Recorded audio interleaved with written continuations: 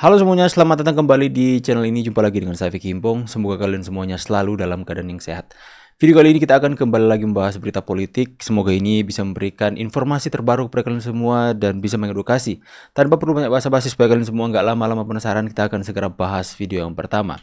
Junior Presiden BEM menuntut kebebasan ketuanya. Coba kita putar dulu teman-teman.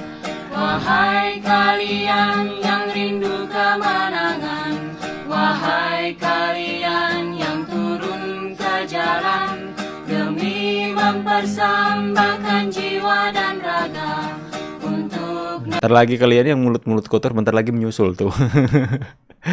Zaman sekarang aneh memang teman-teman. Salah satu kata netizen bahwa zaman sekarang itu udah aneh dan jelas menghina kepala negara dengan kata-kata kotor, apalagi sampai pakai bahasa binatang katanya. Ini teman-teman ya. Apalagi sampai pakai bahasa binatang masih aja dibela. Padahal rakyat baik-baik aja. Jadi apa yang dibela sama BEM Mahasewa ini? BEM Mahasewa dong teman-teman. Bego lu pada semua. Si Pupu Fafa turun ke lokasi banjir pada Iya, saat pintar. banjir sudah surut. Dia mengunjungi warga Jakarta di saat banjir sudah surut. Sementara Bang Dul turun ke lokasi banjir pada saat sedang terjadi banjir besar-besarnya. Makanya dia menggunakan perahu karet. Gue yakin tuh jika benar si Pupu Papa turun pada saat lagi banjir, dia nggak mungkin juga jalan kaki, pasti juga naik perahu karet. Kalau emang si Pupu Papa memiliki rasa empati dan kepedulian, harusnya dia datang, dia turun di saat lagi banjir besar. Nah, buat buzzer-buzzer bego, makanya jangan cuma modal bacot, pakai otak lu. Bisa gue counter juga kan? Hah? Makanya ya, otak itu di kepala, bukan digorong-gorong. Dengar kalian ya, kalian itu yang membela Gibran untuk Pak Prabowo dikatakan bego sama wanita ini teman-teman. Ya, entah kita yang bego atau dia yang terlalu pintar ya. Dia mengatakan bahwa Rano Karno itu ketika mengunjungi itu banjir yang besar. Tapi kok kita melihat orang-orang yang naik dia itu airnya sampai mata kaki teman-teman. Entah kita yang bego atau dia yang terlalu jenius. Banjir sudah surut. Dia Sementara merepresentasikan Bang Dul banjir turun ke lokasi sedengkul banjir itu banjir pada yang saat besar. sedang terjadi banjir besar-besarnya. Si Pupu Lihat ya. Papa Nah, itu. jika benar si Ini banjir besar, teman-teman. Ini banjir besar apanya sampai perahu karetnya itu kena aspal. Saking beratnya Rano Karno dan para pengikut di samping kiri dan kanannya. Coba lihat dulu komentar netizen, saya penasaran teman-teman ya. Lah yang megang perahu karetnya kan kelihatan banjirnya cuma sedengkul. Kalau banjir pas besar-besarnya ya berani turun cuma tim SAR. Ini akibat cewek micet. Wah, apa sih abang ini bikin gue tercolok. Kalau banjir besar kenapa airnya cuma selutut? Pasiennya Pak Purnomo lepas katanya. Pasiennya Pak Purnomo lepas. Pasiennya Mbak Novi nih. Kawal dia sampai pakai baju orange. Aduh. Ya orang itu kalau hatinya dipenuhi dengan kebencian dan kedengkian teman-teman, itu sampai logika mereka kebalik teman-teman ya. Sampai dia menganggap diri mereka jenius, pintar, sedangkan orang lain bodoh. Padahal kalau fakta yang kita lihat di lapangan, itu anak kecil pun tahu. Itu tempat yang dilewati oleh Rano Karno menggunakan perahu karet, nggak bisa dipakai berenang. Berenang habis dada Anda. Kalau berenang di daerah yang dilewati Pak Karno ini teman-teman ya, selesai sudah dada Anda itu tercukur semuanya sama aspal. Aduh mbak, aduh apakah benar Anda pasiennya Pak Purnomo?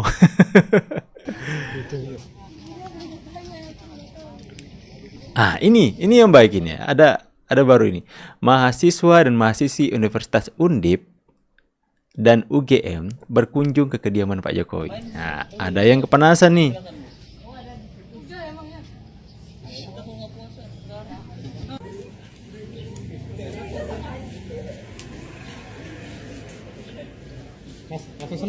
Masuk. Pak Jokowi sangat senang kalau ada mahasiswa yang berkunjung ke tempat kediamannya. Udah masuk teman-teman semua.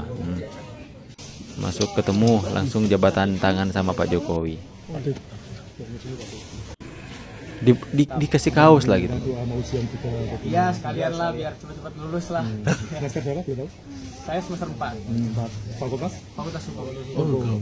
Hukum. Langsung balik. Nih, paham hukum dong. Ambil buka dulu tuh. Kecil ya. Batalin pasang. Nanti ada lagi yang berkata, itu settingan. Para pembenci-pembenci pasti akan berkata itu settingan, teman-teman. Next Demo sendala gara-gara netin mo nitupo. Macing po, intero kelimalo tau. Alaw ding. Veterani. Orang Makassar ini ya. Bahasanya. Geram dengan Natupo gara-gara demo. Demo. Lagi. kesal dia, teman-teman. Bala si masyarakat ka.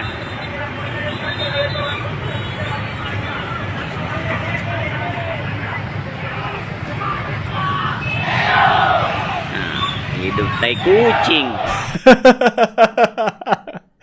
Hidup tai kucing. Hidup mahasiswa langsung dibalas hidup tai kucing. Aduh, lucu sekali itu, Pak. Itulah mereka teriak-teriak bahwa kami mahasiswa mewakili rakyat Indonesia. Di satu sisi yang lain ada rakyat yang teriak dari membalas teriakan mereka, hidup mahasiswa, hidup tai kucing. Hidup mahasiswa, hidup tai kucing. Saking emosinya, mereka itu memblokir jalan, itu menghambat aktivitas masyarakat, membuat jalanan menjadi macet, teman-teman. Dan mereka nggak berpikir bahwa ada masyarakat yang benar-benar terhalang aktivitas pekerjaan mereka atas aksi mereka, ya. Sampai masyarakat di sana benar-benar muak dan geram dengan apa yang mereka lakukan. Makanya keluarlah istilah hidup mahasiswa, tai kucing. Aku pengen lihat wajah abang ini sambil mengatakan hal itu. Ya, itu lucu banget, teman-teman. Ya, lucu sekali.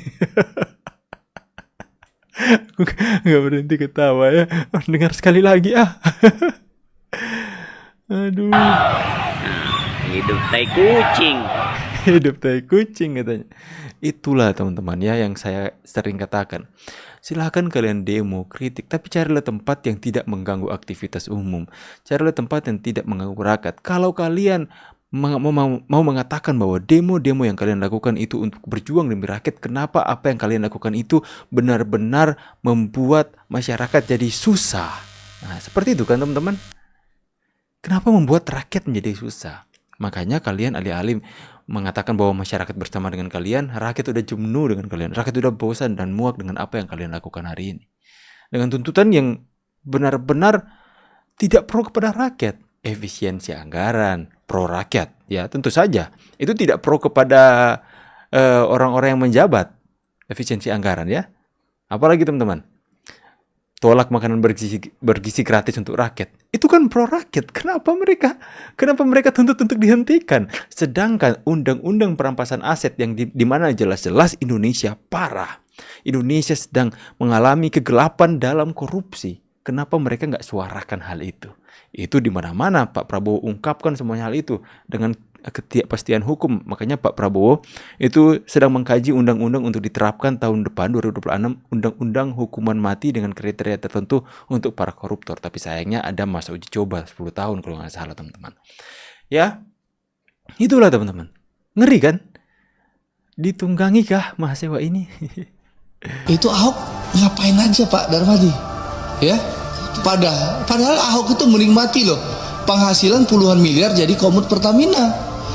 Jadi dia marah-marah ke Pak Alfian, maki-maki Pak Alfian di ruang rapat. Itu ngapain aja? Ya, karena di Ahok itu komisaris utama 2019 sampai 2000 berapa sih? Terakhirnya? Dia alasannya kan nggak 2024. Bayangin Pak Darmadi puluhan miliar per tahun. Belum lagi rajin main golf gitu loh. Itu fasilitas yang didapatkan Ahok sebagai komut Pertamina. Dan kita tahu di Undang-Undang Persero, ya PT Komut tuh bisa ya melaporkan. Lihat Erick Thohir, Menteri BUMN. Ada kasus Jiwasraya. Dia dapat data, dia datang ke Kejaksaan Agung. Nah, gitu dong. Jiwasraya di itu yang benar.